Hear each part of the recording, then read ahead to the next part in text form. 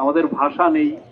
মানে কি নির্মম ভাবে আমাদের ছোট ছোট বাচ্চাগুলোকে এই খুনি হাসিনা খুন করেছে তার পেটুয়া বাহিনীকে দিয়ে।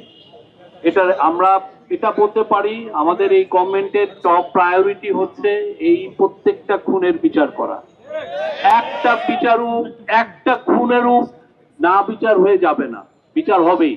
বাংলাদেশ যতদিন আছে, বাংলাদেশের যত রকমের গভর্নমেন্ট আছে, এইটা হবে আমাদের টপ প্রায়োরিটি। যেই আসুক, এই প্রত্যেকটা খুনের বিচার হবে। 4 বছরের ছেলেকে মেরেছে, 12 বছরের আরাফাত মেরেছে, সে 5টার সময় ওইখানে আসছে, সেখানে গুলি করে উত্তরা পূর্ব থানা থেকে গুলি করে তাকে মেরে ফেলেছে। সে যখন 3 মাস পরে সংজ্ঞা পেল, তখন সে তার জ্ঞান ফিরে পেল, তখন তার মার কাছ থেকে সে গোস্ত ভাত খেতে চেয়েছে। কি করুন মৃত্যু তার! আল্লাহ তাকে সে বাঁচতে চেয়েছে, বারবার সে বাঁচতে চেয়েছে। আমরা প্ল্যানও করছিলাম যে তাকে বিদেশে পাঠাবো। এখন দেখেন কি ভয়ানক। আর সে নয়াদিল্লির দিকে বড় বড় কথা বলে। প্রত্যেকটা খুনির বিচার হবে, একটাকে ছাড় দেওয়া হবে না, কোনো খুনি বাদ যাবে না।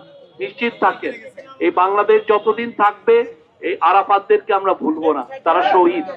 বাংলাদেশের রক্ত, তাদের রক্ত দিয়ে বাংলাদেশ নতুন জীবন পেয়েছে, নতুন বাংলাদেশ পেয়েছে।